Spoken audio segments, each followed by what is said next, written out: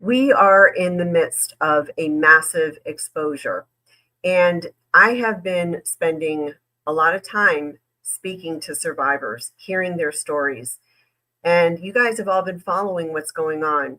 And this has been increasing, and I'm glad you're here today because I have someone that I believe is going to help navigate some of this because she is a trauma informed expert. So, since January 25th, you remember that day where from the podium, Chris Valentin and Bill Johnson gave their apology. Everyone has been watching to see what was going to happen next. And so, people have been looking to see if there's going to be any changes. And today, I really haven't seen any. When I did my videos after that, I was hoping that they would step down, that they would create a fund for their survivors. But to date, none of those things have happened. And Bethel leaders have announced that they are going to get a third party to investigate. But to date, I haven't seen that. And I think that what they're doing, just this is based upon my understanding, talking to people, is that they are conflating this company that they have engaged with, contracted with. It's called Miratech, which is essentially a third-party company to receive reports of abuse, but then they filter that back to Bethel leaders, that they are referring to this is my impression, as a third party, and that is not so. It's actually disingenuous to say that, because if there's any investigation that's being done by Bethel staff leadership, then it's not a third party. So, as I've stated in prior videos, I'll say it again, if you are a survivor and you are contemplating going through that process and contacting that company and you get redirected to Bethel, well, that might not be very beneficial for you, and it could potentially re-victimize and re-trauma and cause trauma to you. So, as I've said, it may be worth it to talk to an attorney who's trauma informed, someone who can help you navigate what your options are. Some people are interested in proceeding with a lawsuit if they have the grounds for it, but some people just want to get their story out there and speak publicly, and that's great as well. But there's also counseling that a lot of people have gone through. And so in this podcast, we're going to talk about something a little bit different from the typical counseling. We're going to get there. My guest, her name is Karen Poirier, and she has gone through her own healing journey of childhood trauma and abuse, and she has a very good understanding of how trauma impacts the mind and the body and the spirit, as she is a certified trauma-informed coach.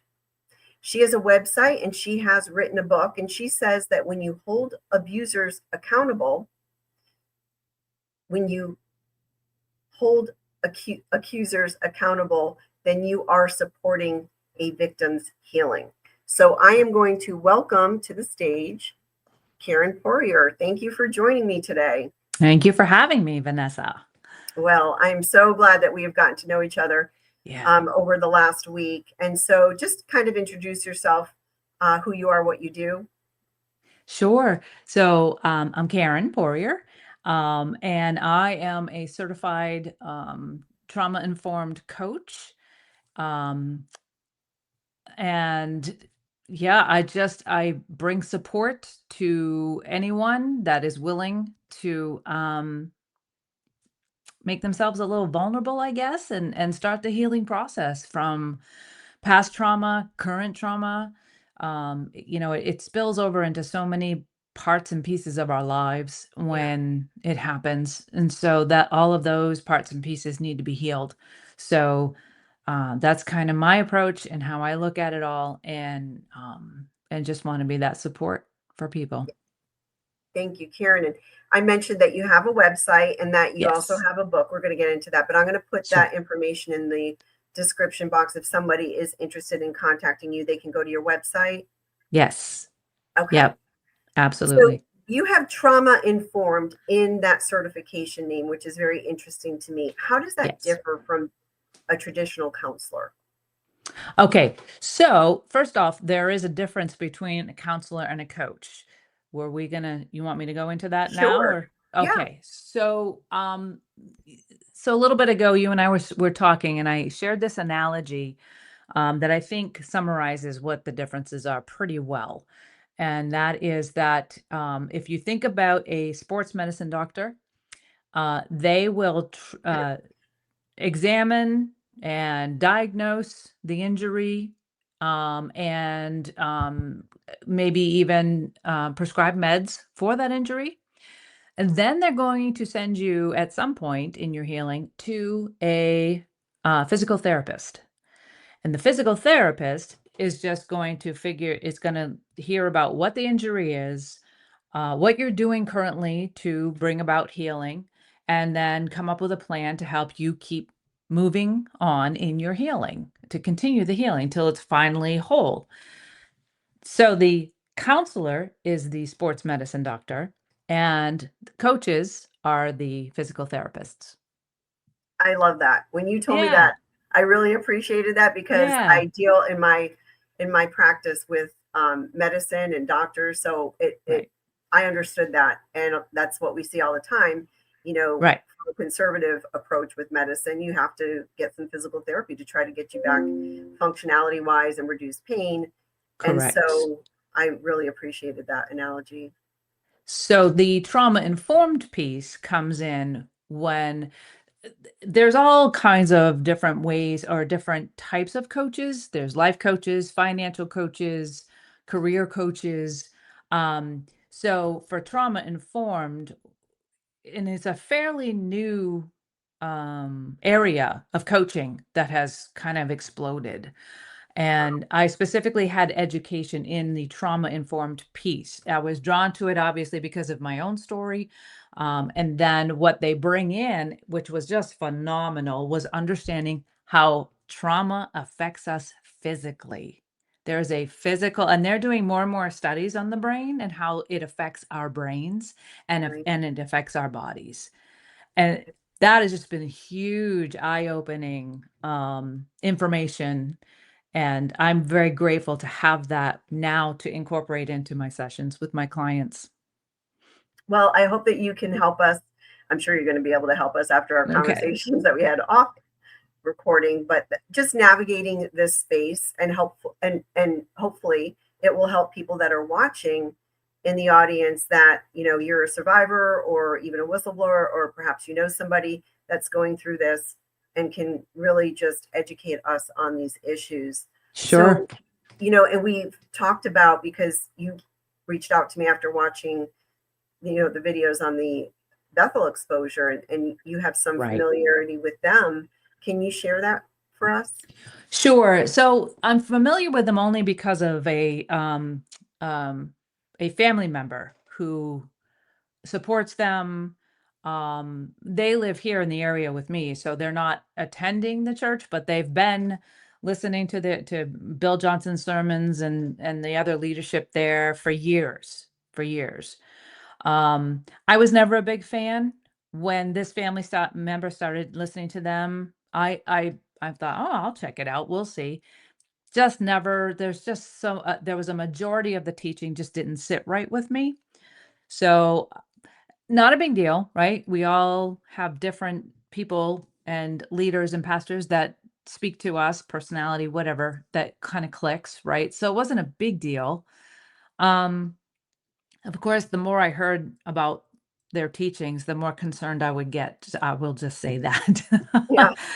understood. um, yes. So, about a year and a half ago, I'm gonna say, is when the initial trickling, and now we know it was just trickling information about Sean Bowles that was coming out. At first, it was just mainly about his false prophecies. And when I began to I shared a video, I can't remember who I saw it from, but I shared the video with this family member and wanting to have, like, a discussion, like, "What do you think about this?" I don't know Sean Bowles, I don't know who he is, or yeah, I wasn't familiar with him at all. Was your family But, member familiar with them? yeah, she had heard of him, right. So, um, so I sent her that in a text, and then we met a few days or so afterwards. and the conversation just didn't go well. She felt like I was attacking her for bringing this about, which was so disappointing. And I want to just say that I love this family member. This is someone that we have navigated uh difficulty and challenges in our relationship for many years, and we've overcome a lot of that and have reached a place in our relationship where we've talked about a lot of difficult things, a lot of hard things, and things that we don't necessarily see eye to eye on, and it's been okay. But when it came to this, it was not okay. And I got the message really quickly that this was not gonna be something we're gonna be able to talk about. So I let that go because again, it was so much, it was more about his false prophecies. Right. Then all of the sexual deviancy information was coming about and victims coming forward, and then Mike Winger's video. And my mind was blown away. I was just blown away. And I thought to myself, okay, I know I'm not the only one hearing this. I know this family member is hearing this, well, because Bill Johnson, Chris Volatin got up and apologized um, after Chris Volatin's week before video of kind of Right. slamming Mike, and then he had a Right. come to Jesus moment, and then it was, I don't know, different. Um, so all of this is now coming and being exposed and coming out. I haven't heard anything from this family member at all. And it's disheartening and it hurts because, and I think I told you, even I felt betrayed at first because I thought they know my story. We've had multiple conversations about my story, the healing process, Right. Which we're going to get into in just a moment. which we'll get into. Um, and I've heard nothing. And I just thought, as a survivor, this is not good. Did This you is reach out not, to her and say, hey, I I haven't yet. It doesn't ah, mean I won't, but okay. I've just been trying to take the temperature, because when we spoke about Sean Bowles, this just about the false prophecies, and they said to me, I feel attacked. Yeah. I don't want her to feel attacked again. Yeah, I don't know how to broach it now. It's kind of Right. like I feel like between her and I, this topic's been shut down, is what it Wow. feels like. I could And be I'm sure wrong, other people are experiencing the same thing. and They that's have why I'm family talking about it. members. Yeah, it's not to, I don't know, she may watch this. I love her dearly. There is no, I don't feel any animosity towards her because on one level, I get that not everyone sees these types of situations. We don't see it through the same eyes. They're not looking through it through survivor eyes. I'm looking through it through survivor eyes. I see all of the flags and the Yeah. caution and the, wow, this is really, really not Danger, good. danger. The Yeah. danger, absolutely. And I want to allow for that, right, in our relationship. So I hope to have conversation someday. Just not sure when that, Yeah. and that's why I bring it up too, because it's something we have to navigate. Survivors have to navigate this, and family's always difficult, so difficult anyway. So Yeah. if there are others out there, other survivors, and this is what you're dealing with, these family members who are continuing to support those who cover up and perpetuate or perpetrate. I mean, I had plenty of people who supported my father, who's my perpetrator, which I'll talk about more, but and it is a betrayal. It feels like a betrayal to a survivor. There's Yeah. just no way around it. Right. So I understand, and I understand the pain. And what's important now is how I navigate it to support my healing, to continue to heal and make sure that's the priority for myself. Right. So you've got a story And I Mm, want to hear it so everybody can hear it just as much as you want to yeah. tell us, because Yeah. you are a survivor. And it sounds like from what you shared, what you going through that healing process is what led you to where you are now as a certified Absolutely. trauma and healing Absolutely. coach. So can you Yes. tell us a bit about that? Absolutely. So, I have, 3 younger sisters and an older brother. So a decent sized family that I come from.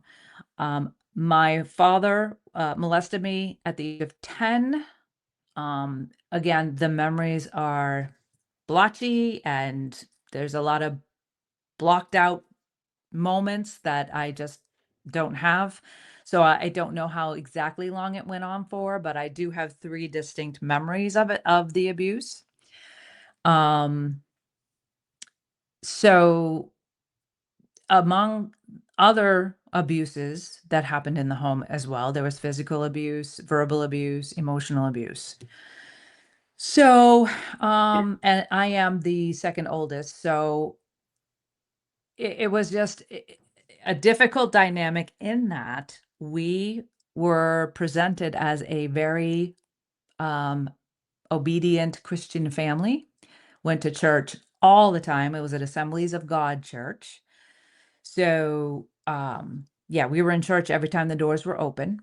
Eventually, as myself and my sisters got a little older, we sang together. We were on the platform a lot, and then even began to travel a little bit in the New England area. That's where we're from, is New Hampshire. So it was many, many years of facade, um, and abuse until I got married, and then everything changed, thank God. Um, but after I got married and we waited 5 years to have our children, and it actually wasn't until my daughter was born. We had a son first, and when he was about 2 and a half, my daughter came along, and she was probably a few months old, 4 or 5 months old, and the triggers started kicking in. Now, I Can you didn't identify know. what it was? I didn't. Well, I wanna say initially it was anger that I recognized as so above and beyond what it should be. I think I probably even started to, struggle with depression, but didn't really know it. So low energy, tired all the time, irritable, frustrated over seemingly such small things. Did you attribute it to the recent birth of your daughter? Um, Not at first. Well, maybe at first that is what I attributed it to. Right. But yeah, because then it was months, it went on, all of this kind of like I'd be good some days and then bad. So it was a back and forth thing. And before this, my survival mode kicked in really well. Mhm. Nobody would have ever known that I had struggles with abuse. No one. I was very Wow. much an outgoing person. Let's go do stuff, and very much social, a social person. But once this kicked in, I became very, very inward and withdrawn. So I can't remember how many months it went on for, but I eventually went to my primary doctor, and God knew that this was needed, and I told her and I was only in my early 30s, but I Okay. told her I'm wondering if I'm starting to deal with perimenopause because I feel like my hormones are all over the place. Yes, I just had my daughter, but just feels different. And I kinda already went in with some of the check boxes of what it could be, and then, one of them was I said, Maybe this has to do with the abuse from my father?" And she's like, "Wait, wait, what?" Wow. Let's just stop right there. Come to find out, she has the same story. So she knew right away by all the things I was describing I was feeling, she's like, "I really highly suggest you find a counselor who is specializes in childhood abuse and start there." So she didn't prescribe medication. She wasn't talking about just throwing medicine at me or anything else. It was, let's just go right to the source. Wow. And that was, yeah, it was the most beautiful thing. And I found, um, well, I found the very first counselor I found was a Christian counselor, because that's what I thought I was supposed to do, is go to a Christian Exactly. counselor. And the first thing the counselor asked me was, have you forgiven your father? Now, I know to most people that's going to sound normal, right? That's the Bible instructs us to forgive those who've offended us, right? Because if we don't forgive, God can't forgive us. However, childhood abuse, sexual abuse, trauma is so complicated. And there are so many layers to it Yeah. that someone in survival mode, if they see a quick fix, that's what we're going to go for, is that quick fix. And we'll never get to the root of really what's going on. And that's what So, happened. so can that be a trigger? I mean, that's one of the first questions that this Christian counselor asked you. Mhm. How did Mhm. that, how did you respond? Oh, I just thought, "Oh, okay, that's what I have to do. Oh, okay. I'll just go have a meeting with my father, and I'll tell him I forgive him, and I'll feel better." Did Because it? that no, at first, yes. Yes, at first, because I have, there was a time in my life when, um, I I turned away from God in my teenage years, right? I saw a lot of hypocrisy, because of the church I grew up in was legalistic. That carried into our home life. So now our home life is super legalistic as well. And I just didn't see the need for God. I saw so much, of course, like my home life Function. was terrible. Yeah. So, um, having turned away from God as a teenager, I became promiscuous. I did end up getting pregnant, and at 19 had the baby and gave him up for adoption. And it was after that I decided, I can remember it. It was just me and God, and I'm sitting in my bedroom, and I said, God, if you are real, this is about you and me now, and nobody else. I need to know who you are. I really truly want to know who you are. And now this is about you and me, and I'm going to figure this out. And I really believe that was a big turning point for me, because it did become about me working out my own salvation in that moment, Wow. which was huge, huge. So because skip forward now to my first counselor, because I had all these years, um, nurtured my relationship with Christ, I believed what the Bible says. And so having a counselor tell me, well, you just need to forgive your father. Oh, yeah, I'm very familiar with that principle. So I will go implement that. And I so badly wanted to be done with how I was feeling, all this turmoil inside, Right. that I did. I set up a meeting, and it was with him and my mother, and I sat down and I told him my struggles. I told him I had just seen a counselor. Um, this is what she suggested, and I'm guessing I'm I'm dealing with all of this turmoil because I really haven't forgiven you. So I want to verbally tell you I forgive you. Before that, had Mhm. you confronted your father about what he did or told your mother or anyone else? Not at this time. Eventually I do that, but no, at this point I had not. I had not What I confronted mean him. is when you had told him that you forgave him, prior Oh, to that, when you said, "Hey, I'm going through this counseling and I forgive you for what you did you tell them before, like your mother or anyone, hey, this is okay. what my father did to me?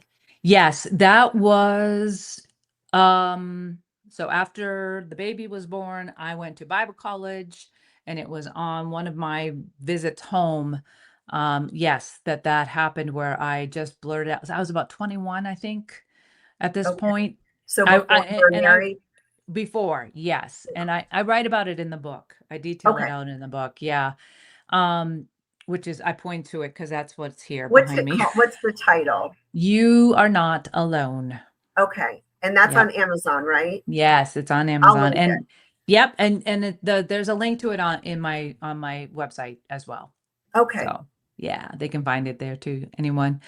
But yeah, so she and I were in an argument. I was angry with her, and I just blurted out, "Do you know what Dad did to me?" And that's the first time she had heard anything about it. And again, How did and you respond? this is one of those memories that's very spotty because it's the first time I even think it's the first time I said it out loud to Wow. anyone, to anyone. So, I I think back and I just can't remember. I know it definitely wasn't anything like, "Whoa, really?" Like, it didn't take her back with surprise. I don't remember that.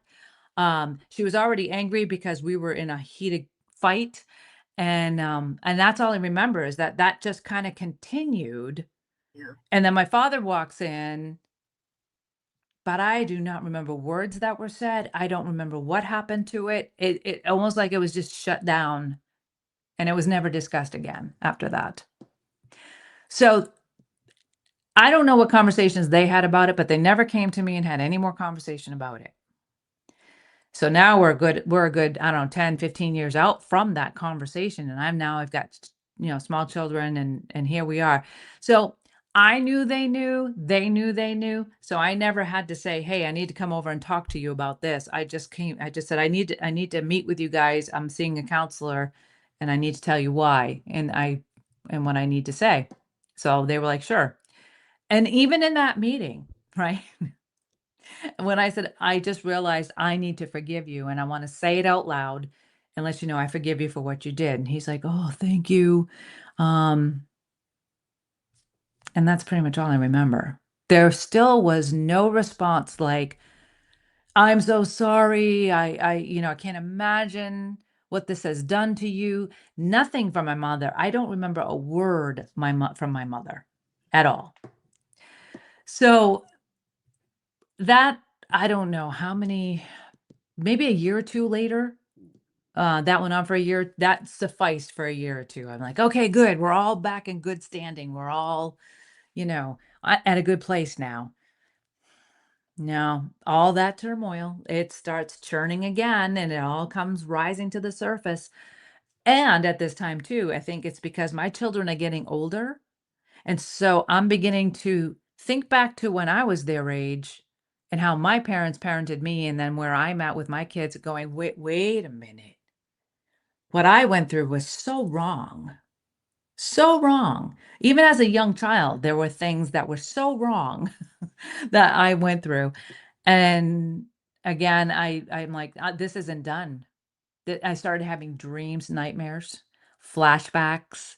Oh. So I said, And "No, this this is like isn't done." 25 years later, right?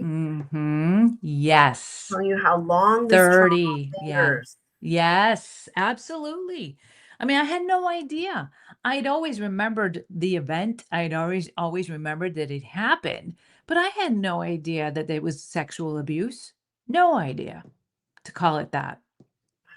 So I found a really good, a different counselor. She's not a Christian. She was not a Christian.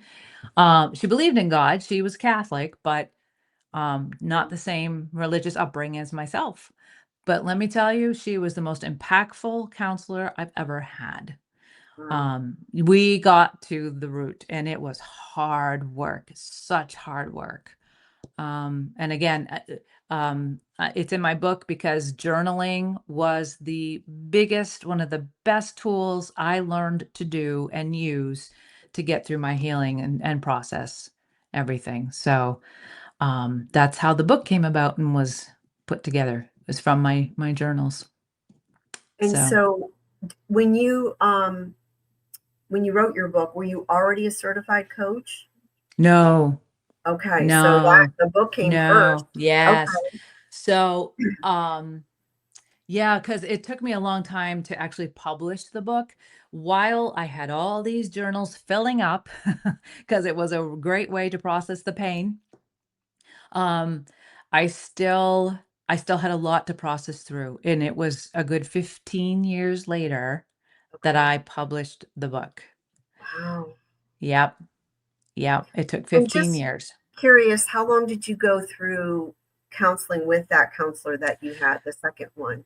I wanna say about 5 years with her, then Okay. we moved out of state, and unfortunately, e what I learned is that this the healing from this is a lifelong journey. It Yeah. is a lifelong journey, and once we're able to accept that, it doesn't become a burden, it becomes a way of loving ourselves.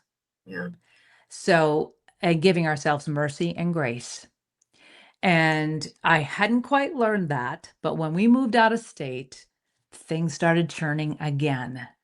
And I fell into an episode of major depression. And I had to find another counselor.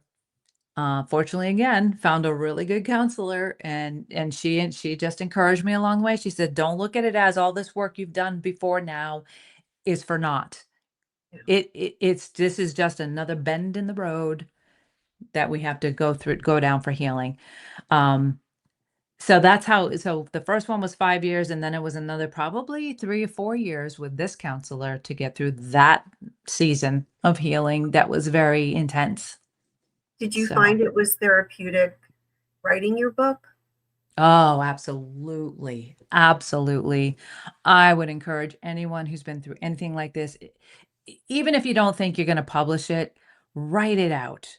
Write out your story. Write out what you're experiencing in your healing, because that's the biggest part of this book is that, yes, I talk about the abuse, but the major part of the book is my healing and what I learned. And that's what I think has really, resonated with other survivors is because I'm pretty raw about what I felt. Even though there's plenty that would say, "You shouldn't feel that way," because they haven't been through it, they don't understand. But survivors do. Survivors get it. So when they read, "This is how it made me feel." Like, there were times just a picture of my father would make me wanna vomit. Seriously, like that stomach churning that you get when you're feeling nauseous. Yeah. It was a physical reaction. Survivors get that. Yeah. So when you write about it and you put that on in black and white, there's something so empowering about it. And that's another part of this, right? It's healing that part of us that was stolen, then taken away. That voice that we lost because somebody overpowered us. And that's I love that you just highlighted that because you were in silence and it's not as if somebody's specifically saying don't talk about. Did he actually wait, let's talk about that. Oh, yes. Yeah, he actually did tell me that. Yes. He had come back. I don't know why this happened. So that's what I'm saying. I think it wasn't too long, 11, 12, maybe. So 10 years old, maybe to 12, maybe. Okay. Um and it's just one day he comes to me and says, "I realize what I've been doing is wrong, but we need to just keep this between you and me." He said that when you were Yeah. about 11, 12. 11, 12. Mhm. Yes. Yes, and I did. I didn't tell anybody until that day with my mother and when I was 21, and And I that's an told her. example of you're in silence, you're told and instructed Yes. to say anything. Yes. Yes. Exactly. You're Wow. silenced, and that's what needs to change. We have to learn. So on top of him saying that to me, and then you have the church environment, right, that is legalistic and, again, highlights anyone who's compliant. That's the whole bottom line is all everyone needs to be compliant. You don't ask questions, you don't, kick against the pricks, Right. and that's what they want. Was there ever a time when you were in church during that, even after he said don't tell anybody, did you ever feel comfortable or even want to tell somebody at church? No, what happens, I think, and this happens with a lot of abuse victims, is we dissociate. We turn that part off. So it's like it's not a part of us. Wow. It's a huge disconnect that happens. Do you see that with people that you work with now? Yes, absolutely. Absolutely. There's one client specifically who compartmentalizes every facet of herself, spiritual, physical, emotional. Like they're 3 completely different people. Wow. Yeah, yeah. And so we've done a lot of hard work to put that, Mm, reframe it, and put it underneath what the Bible tells us, what God says. He created us all just like He is. He's Father, Son, Holy Ghost, but He's God. That's we're made in His image. We're made in that image. So when one of part of us is broken and damaged and ruined by abuse and trauma, it affects it all. wow. Affects it all. That's Yep. good. Yep. So, okay. So then let's go back to if this is where we Okay. kind of left off. You, you're now in another state. You've already told your father that you forgave him. You're now with another counselor. You're in it about another 4 years. And then at what point do you then go into the certification for the job that you're in now? Okay. Okay. So what happened while I started writing the book after the episode of depression, I started writing the book, and so much more healing came from that.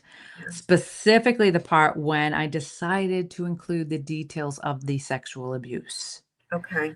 Whew, that was hard, Yeah. so hard. I first wrote it in my journal, and it was so hard, but I did not expect the release emotionally and physically that was going to come from that, from writing it out. It was huge. It was a huge shift in my healing. So then we decided we were going to move again to South Carolina. So we've lived out of state for 10 years, decided we were going to move to South Carolina. COVID hit. And was getting to the point where I'm like, I really need to finish this book. I really need to finish this book. And COVID hit, and it's like, well, here we are. Perfect opportunity to finish the book. So I did. I finished it and I published it in 2021. Well, maybe it was 2020. And that really brought out so many people from that church I grew up in, because I was friends with them on Facebook. I was connected with them on Facebook. So I announced it on Facebook. I just finished it. And I was kind of putting out teasers before saying, hey, everyone, I'm working on this book. And so I put it out and I have a lot of people that contacted me and said, me too. I was abused too. And these are women older than me. They were older than me. Never talked about it, never told anyone, and my heart I just find that a lot. broke. Yeah. These were women Just from the broke. church. Yep, yep. Woman from that church, that same church I grew up in, Yeah. because I went there for about 25, no, almost 30 years. No, no, no, because we started when I was 6, so about 24, 25 years. Okay. I Attended noticed that that a church. lot on my channel where, a lot of people share in the comments and a lot, people encourage each other, which is great. So that's a great platform for people to just encourage each other, other Yeah, survivors. I noticed right. that with individuals that are over the age of 65. I noticed that a lot of them say, I've kept this to myself. I'm not going to go public. I'm not going to even disclose it to my family. And it's kind of like they've come to peace with that, if Yeah. that makes sense. And maybe they have done some type of healing. Have you noticed that with? Yeah, I have. I have noticed that as well. And and for that, I honor that. I do. If there's a point at which we have to really understand ourselves enough to say, yes, I need to take another step into my healing, or no, I think I've done enough for now. I think I've done enough. And if that's enough, I'm going to honor that. if that's what they feel. Because Right. again, right? Who am I? Even though I have the training and I have the education and I have the story and experience, right? Who am I to say, "Oh no, no, no, you need to go, you need to do more."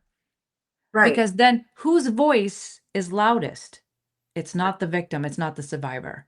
Right. And that's so against Yeah, what because it's we're not setting one out to size do. fits. It's not one size fits Mhm. all. Everybody Mhm. heals in a different way, Yes. different Yes. speed and all that. And I just wanted to add in here, if you could, if people are thinking, oh, this has to be about SA. No, it doesn't Oh, have to no. be. There are all types of victims. And in the context of what we're hearing about with Bethel, and I'm talking to quite a few of the survivors, and these stories are very different and they're very unique. And it's abused by some of the leaders by things that they say to them, to Yes. be victimized in that way, treated almost like you're subhuman. Um, Ones that were physically assaulted, ones that were SA'd, ones that were spiritually abused. I'm just thinking about all that I've heard in the last 2 years because Yes. I've done a lot in the background just talking to people. And so, if you could speak to that, like the validity, just so that people understand, Mhm. it's not, you're not, there are all types of survivors that people, types of abuse. Mhm. And that's why it's so important for everyone to be educated about what the proper responses are. So, but to speak specifically to what you were just saying, I write about this in the book. The pastor of that church that I grew up in. So eventually, I think I told you about this. I read the book, The Wounded Heart by Dan Allender.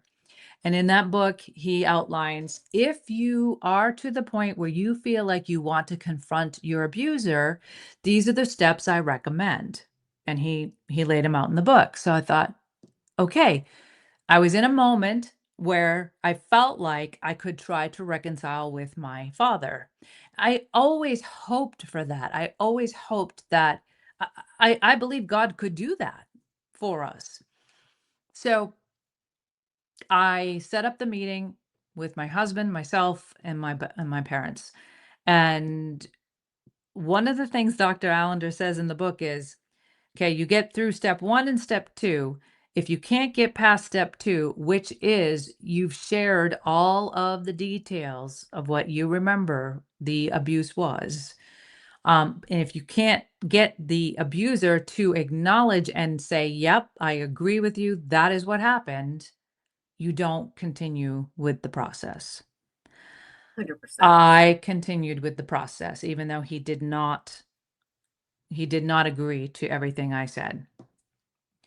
And so in continuing with that process, one of the next steps was for him, the abuser, to go to any um any authority, or like he worked at an elementary school, so he was around children. He was a janitor, so he was around children, so he needed to tell his boss this is what he did.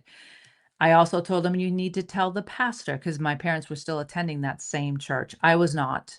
Even though I still lived in the state up there in New Hampshire, I did not attend the same church anymore. Um, so my father went and had the conversation with him. That's amazing. And A lot of times you don't see that. I was surprised. I'm like, "Well, why would he think that was a good idea?" I don't know, but he Right. did it. He did it, because the next thing I know, I get a phone call from the pastor, and the pastor says to me, "You know, this happens in families more than you realize. So I don't believe that your father would ever do anything like this again." And I was so mad. I could just feel the blood Rightfully so. boiling. Right, because 'cause I'm like, "He's protecting my father. He's Yes. supporting my father. Not an ounce of support for me. Right. No, not even, 'I'm so sorry.' He didn't even start off with, 'I'm so sorry that happened to you.'" Yeah. He could have led with that. Not, yeah, nothing. And then he asked if he could pray with me. I said, "No, I'm good, thanks," and I hung up. Right. You know, that's very common, unfortunately. right. I mean, and it kind of goes against my, I know he's a pastor. I respect the position, but in that moment, I could not respect the man. I That's could right. not. It just went against everything. I felt like it's my father standing there telling me to be quiet and not tell anybody again. Wow. That's exactly what it felt like. And Vanessa, that is what it feels like every time someone turns towards the perpetrator and not the victim. It's like you're standing over the victim saying, you need to be quiet. Yeah, You need to not tell anybody. You're silencing the victims when you do that. right.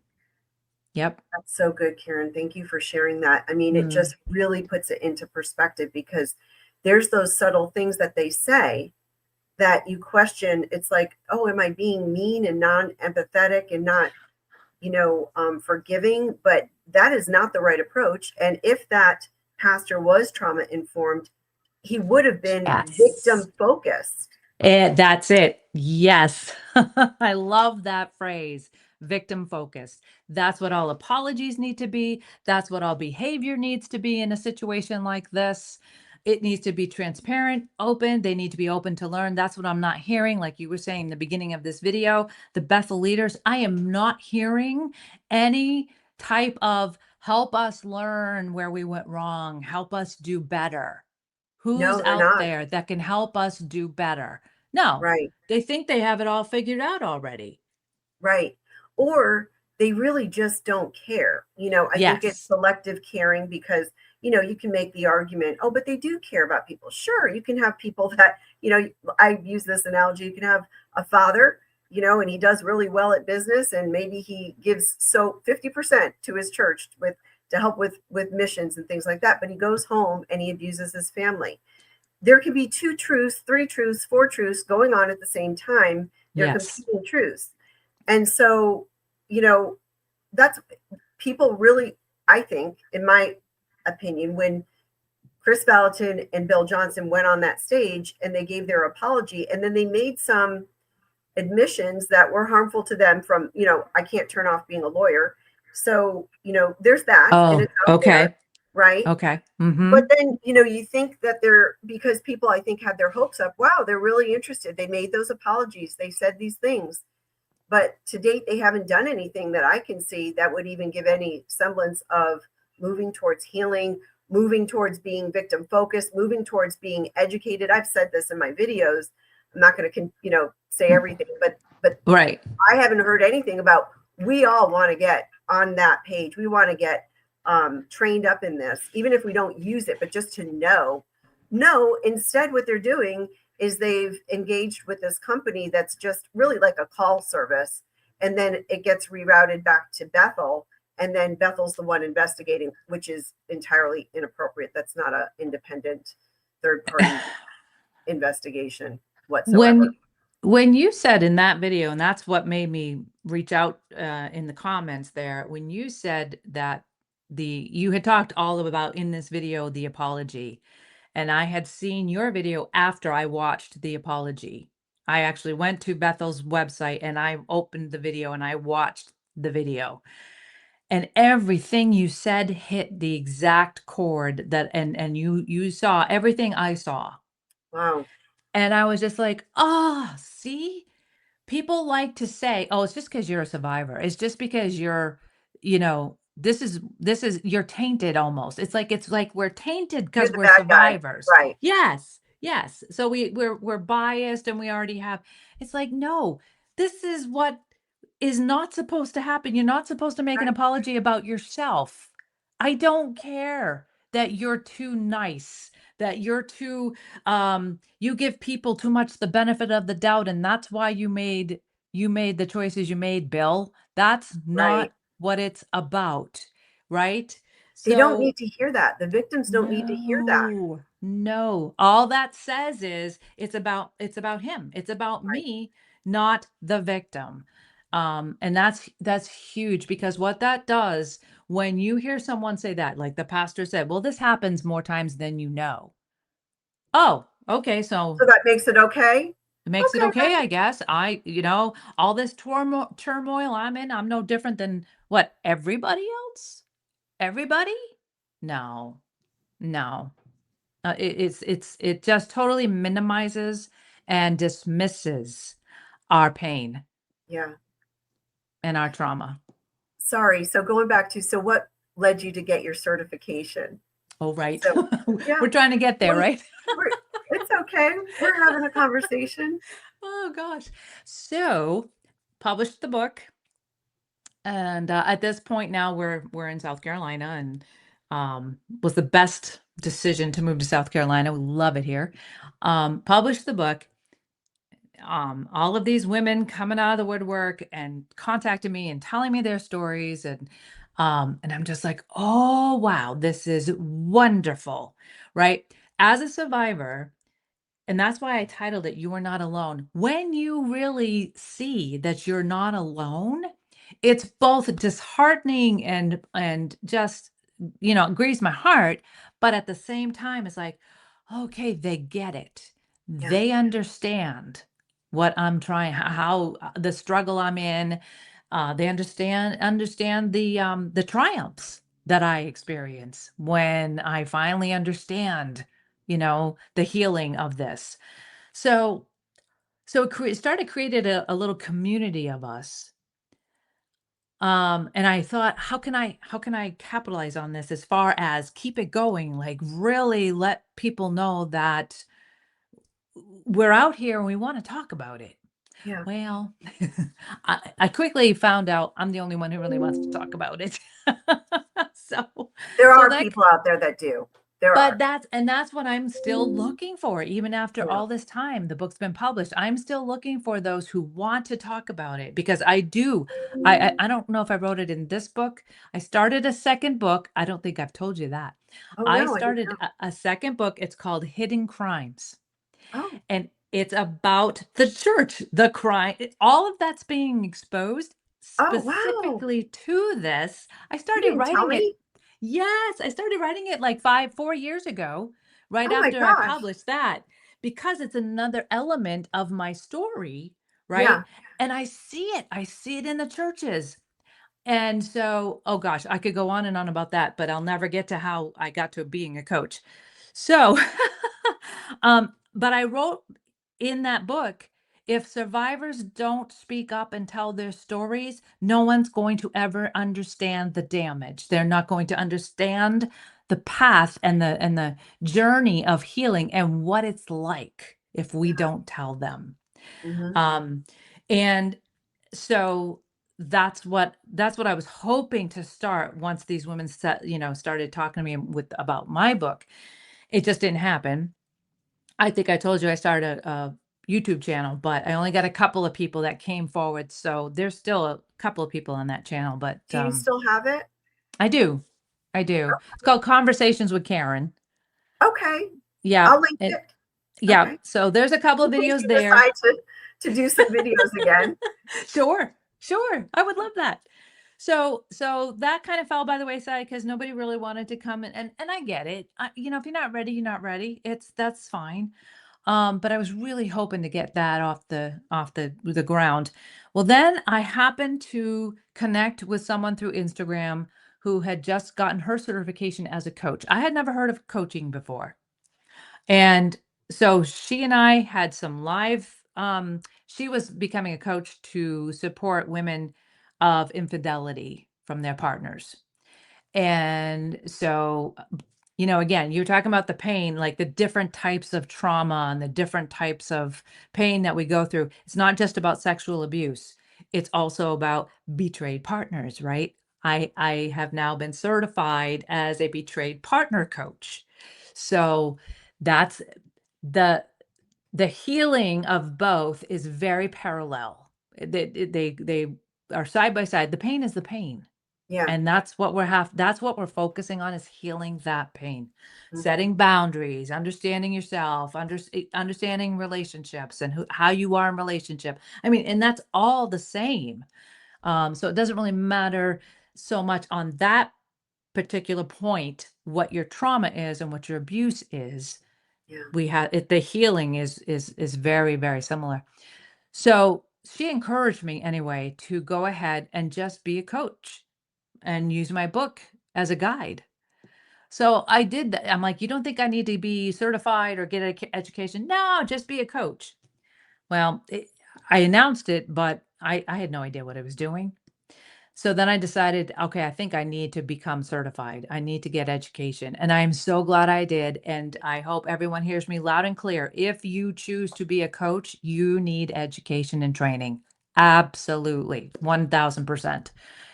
It makes a huge, huge difference when you're trained by those who have been doing this. You learn through those who have the experience, and just you can impart that wisdom to yourself and just really make it sets you up for success. It really, really does.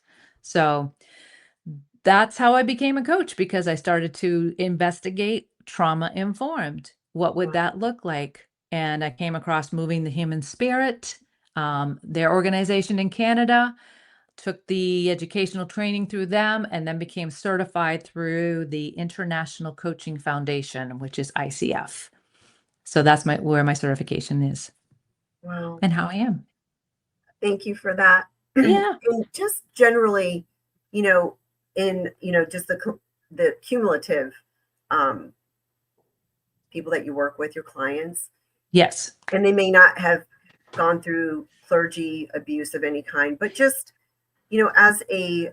as survivors, they're working through this.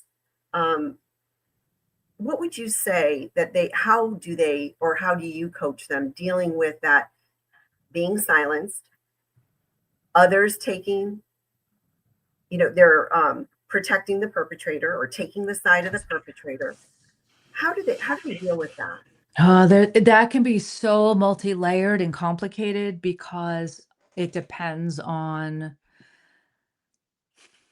how do I want to say this, their indoctrination Mm, and where they're coming from with that and what kind of layers we need to peel back. right, Vanessa, the most important thing is getting to the truth. And right, that means the truth of who God is to us and how he wants us to move forward in our life. And if we have all of this indoctrination just kind of yelling louder than the truth of who God is and how he's designed us and what he wants for us, we'll never get to true healing. wow, So that all has to be peeled back. And I think one of the biggest things that's indoctrinated into us is that pastors are here, you're down here. You don't question, you don't touch God's anointed, right? right, Mm-mm. Nope, nope. And that is the most debilitating thing for a survivor. And but that's the work we have to do, is we have to work through that, figure out what is God really saying about that. It's not what these pastors are saying. right, It's not. It's that's being misinterpreted, and we have to know that so that we can respond properly. And when I say respond, I don't mean with vengeance. I don't mean with retaliation. That's not what we're looking to do. The right, response has to be a confidence that comes from within that says, you may think you're God's anointed and you're untouchable, but I know the truth. And I'm going to live according to the truth. And if that means I have to find another church or I don't go to church, I just find like minded people to communicate with and commune with. And that's my church. Then that's right. what I'm going to do. Yeah, So, that is so super helpful. Thank you for that. From, mhm, you know, how does that affect somebody in there? I know it's not one size fits all, but right. somebody that's going through where they're being sent, let's do this Sure. hypothetically. If Okay. you have somebody that not in a church setting, right? You're working with them and they are still communicating with, having a relationship with one of those people that's defending the perpetrator. Do you find that that is harmful to their healing process? Would you Oh, ever recommend absolutely. that they just not talk to that person? Well, here's the thing with coaching, right? I don't make recommendations and I don't give opinions, but I would ask questions. I would ask questions to challenge their thinking, challenge their beliefs, and support questions that are going to support their core values. So many of us, Vanessa, we don't understand what our core values are. And once those are identified, and we do that, I do that in the sessions, we do core value work. Once that's identified and you understand your core values, you begin then to heal according to your core values and understanding that's priority in any relationship and every relationship. So if I'm in relationship with someone who is complicit to even, not even just supportive, but complicit. That's how I see it. If Yeah. you're supporting someone who's covered up and Yeah. someone who's perpetrated, you're complicit to all of that, to the Right. cover up or whatever. So that's that's the strong stance we as survivors have to take is I will not be silenced. I will speak about this and I will hold you in that space then if you choose to turn towards them who are Right. covering up, you are part of that. You are Yeah. complicit with that. Now, does that mean I have to cut it off with you? It depends on the relationship, I think. Yeah. So I would not, I would just challenge the thinking. Can you be in relationship with this person and still hold to your core values? That's so good, Karen. I love how you said that you challenge them and you ask questions because that's a lot of Mhm. what I do as a lawyer. And so I Mhm. didn't know you were going to say that. And that's really helpful Yes. because it also, in my opinion, because an attorney is also a counselor, right? We're Yeah, mostly sure. counseling. Yeah, So sure. I noticed that it really, when I talk to people, especially in this space with my platform, and we have that conversation, most of them walk away feeling empowered. You know, Mm. they've I've questioned them about things. How do you feel about this? What would you like to see? You know, things like that. What about this? What about this? And then just giving them options and just talking through things. I see that, it just gives them a sense of agency, first of all, the ability to Yes. get, and also knowing that somebody, even just one person, is on their side. I think that Yes. I've seen it where it just feels like it opens the door to start the healing process as Mhm. well. And that's what I see with this whole exposure and all the podcasters that are doing that and creating these platforms. If there are survivors out there to tell their story, or whistleblowers, or we're just talking about it, people are reacting to that and they feel encouraged. And I Yeah. think that's part of the healing process. It absolutely is part of the healing process. Yes. Good. And I would encourage anyone to who has survived something like this. It's going to be more difficult for someone who's just come out. Was it Sarah is her name? Ben Right. Armstrong's Yes. victim. Yes. There were two I mean, actually, Roz and Sarah. Yes. Yes. okay. I hadn't heard the other one yet. Well, Sarah was the one that she was featured on Wake Up and Win. Yes, That yes, one. I Okay. watched that. I did watch that one. So I don't know Maybe where she's Roz at. was too. I'm sorry if I misspeak. Oh, She might have been too. I don't know. But I okay. saw Roz on Ron Cantor's video. Oh, okay. All So right. I haven't seen that one yet. So, but I don't know where she's at in her healing journey and what she's done up to this point. So it might be more difficult. I mean, but certainly it's out there now. I mean, brave, such a brave soul to get on Wake Up and Win and share as all that she shared. I just salute her. I mean, kudos to her. I just applaud her. I respect her. And I just hope that there's more that will do, if not on a platform like that, at least start talking to people around you. right, Start finding your support system. You will not heal unless you have a good support system around you. I fortunately have a husband, married almost 32 years now, that chose to learn how to respond properly to a survivor he was married to. wow. And that Yeah, is just not the norm. I I know. hear so many women's stories, breaks my heart because their husbands turned away. Said, "Well, I didn't sign up for that." Well, neither did we. We didn't Right, sign up for this. right. So my heart breaks for them, so I know that that's, I don't take it for granted, and I don't take it lightly that's I feel so very blessed that my husband Yeah. chose Wow. to do that, continues to do that because like I said, this is a lifelong journey of healing, Right. and and that's just the way it's gonna be, but you have to yeah, so you have to find a good support system, even if it is just 1 or 2 people who will Yeah. love you through this, love you through your healing. Um, Right. but also a good coach might help too. Right.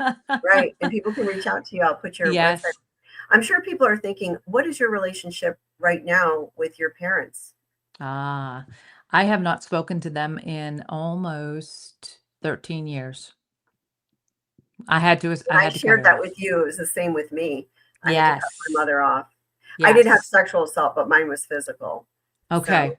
yeah. Right. Which again, I'm sorry. So sorry that that happened, right? Is any type of abuse is horrible and it's tragic. It's tragic. It really is.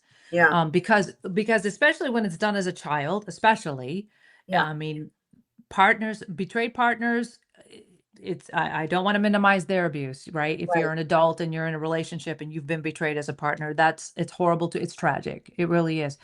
But a child who's still developing, Yeah. right? We lose so much of ourselves. We lose so much of who God designed us to be and created us to be that we have to try and find as adults. And that's hard work. It's really hard work. But but it's important work and it's necessary and it takes courage and it takes strength and it takes a support system. So if you have 1 or 2 people that you can confide in and be vulnerable with and allow them to come around and love you through your healing, that's necessary. That's good.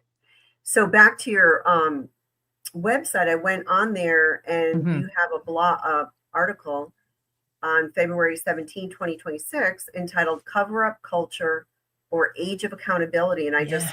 reviewed that today. Mm. And you start out by saying that cover up culture is part of my story. So that's part of your story. What essentially what we're seeing right now. Yeah, absolutely, because of what I mentioned where the pastor said what he said, right? Right. He wasn't gonna tell anybody. He He shut you wasn't gonna down. ch he shut me down. He shut me down. To what? To so that because it would cause disruption in the church. Right. This pastor, I'm not the only story he's covered up. Mm, I've spoken to other victims in that church wow. with their own stories, and he's covered it up. So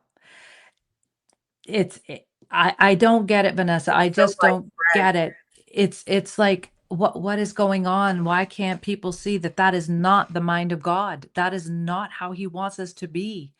We have to expose evil. And I think I said in maybe was it my last post or maybe it was in that post, how we have to have a how did I word it? A defined and strong response to evil. And that's what this is. This is evil. Yeah. And if we don't see it as evil, then we're no better than the perpetrator. Right. How We do you have take to care call of it. something if you don't identify the problem? That's Right. How do right. you treat a medical condition if you haven't identified what it is? Right. Right. I guess it's Exactly.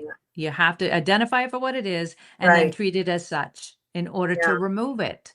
And evil needs a strong response and a confident response and a response that is just nothing but courage, period. Yeah. It has to be hit head on and with courage. And I don't see that happening. I don't understand in our leaders today. I just don't see it happening. Right. How does it make a survivor feel when they're left with, you know, the situation where there's just no consequences? Like, I don't know if you know about the Mike Bickle Oh, situation, where there's no yes. criminal or civil, where there's no accountability, there's no consequences. Yes. What does that do to a survivor?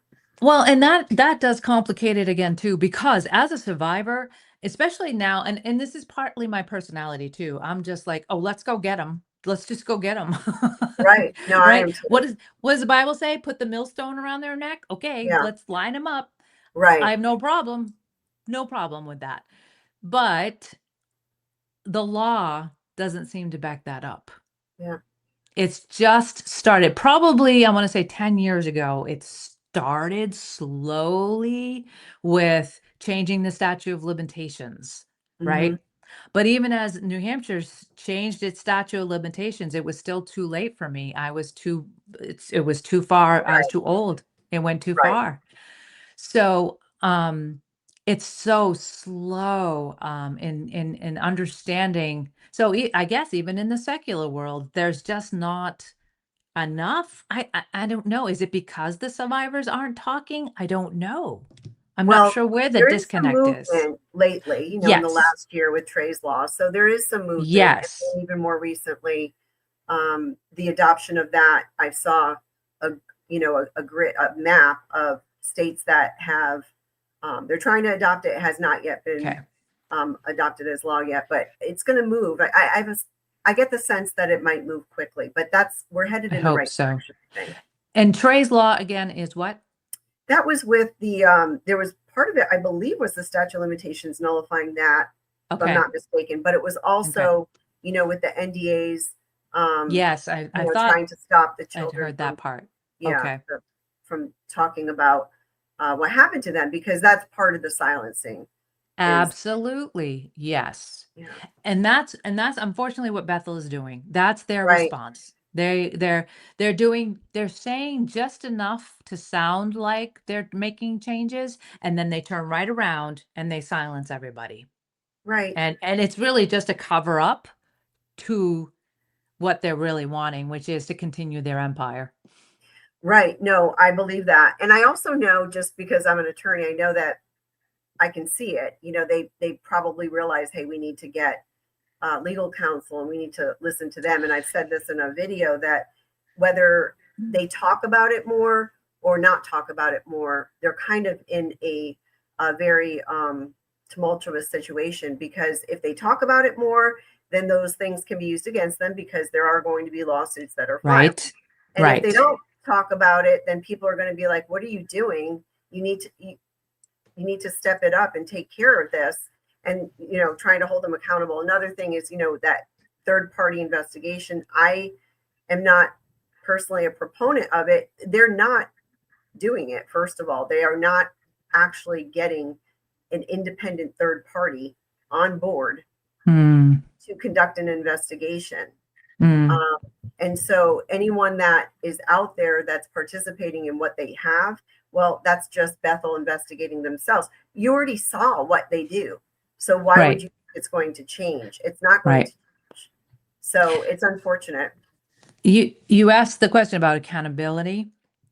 Vanessa, accountability is the only way any parties involved are going to find healing, true healing. You can find healing outside of accountability for victims, for survivors. If we really want restoration, there has to be accountability. So healing happens separately for all parties involved, right? And in that healing comes accountability for, meaning as a survivor or a victim, I'm going to be accountable for my healing and what I focus on now. Okay. The perpetrator, he's got a lot to be accountable for, that he needs to be vulnerable with and understand that's his process. It has nothing to do with the victim. It has to be separate. Okay. Yeah, But in order for any type of restoration, because these types of situations, they break the church, they break the environment, and fracture it so bad. right, And it is up to the leaders to heal that fracture. But unless there's accountability there, right.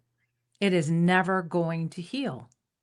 It reminds me of when I was a prosecutor in Detroit, and I was in the sex crimes unit, and I dealt with sex crimes against children. So when those perpetrators went to prison, they had to go through a program where they had to admit what they did if they wanted to work with Yes. getting out, right? Yes. So that makes sense, and it goes back to what you said with that book, The Second Step. If the perpetrator doesn't admit to what they did, that's the accountability. That's Yes. they have to admit that, because you can't move forward with that if they're not admitting what happened. How do you move forward with that? And so there's some of that with Bethel, but not really enough. And then you've got people, and I don't even know if you have watched all of that with Todd White. There's none of that. Do you know about Todd White? I've heard, yep, I've Okay. seen some of Just that. no admission of anything whatsoever Right. from what I've Right. seen. But, you can work with it when somebody is going to admit it, so that you can try to start that process.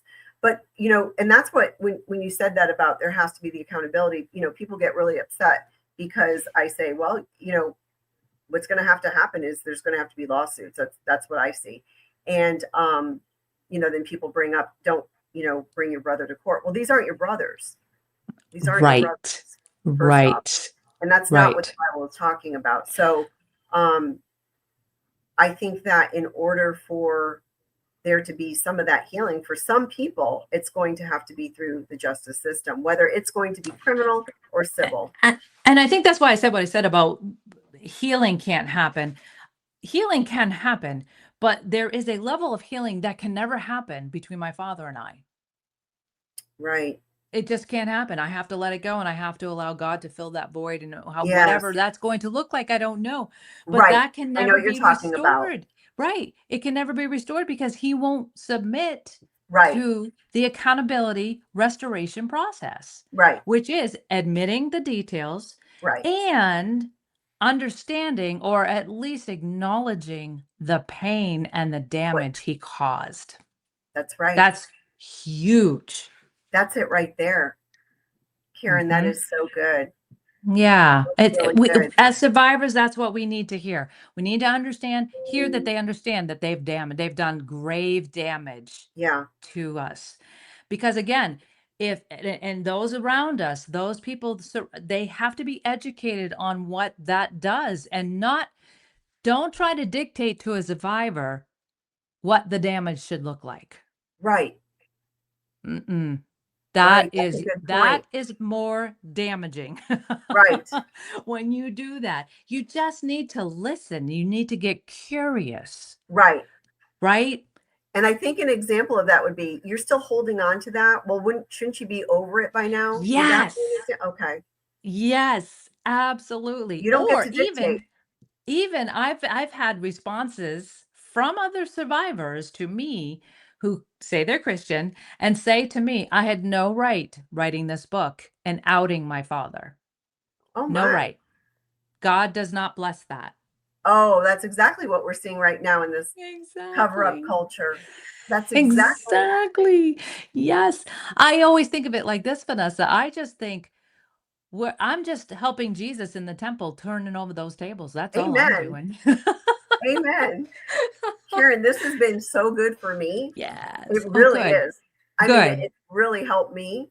And I pray that it's helping people that are watching this. Yes. And I know Yes. we're almost at an hour and a half. I So know. just in closing, is there anything that you would like to say to the audience or share? Oh, well, I just want to thank you and all the podcasters out there right now who are exposing this, who I see as warriors right now that God is using to expose this, to get the word out there. You're not shying away from all of the negative comments that come, and or Right. people that say, oh, you shouldn't be doing this. Right. I see how it puffs you up even more in your strength and in your courage to do this. Oh As a yeah. survivor, it is priceless. It is priceless to see that. I feel like finally we have some people in our corner, and that God's true voice is going to be heard on this topic. And it's Amen. going to be huge. And that's where more people are going to find healing, because that's what's important for survivors and victims, to find healing and support. So It's so good. thank Karen, you. thank you. You are Hmm. a blessing. Thank you Oh, so much thank you. for So are being you. out. Well, thank you. All right. Well, folks, I hope you enjoyed this. I'm going to end the recording, but Yes. stay on, Karen, okay? Okay, All right. sure. See you guys soon.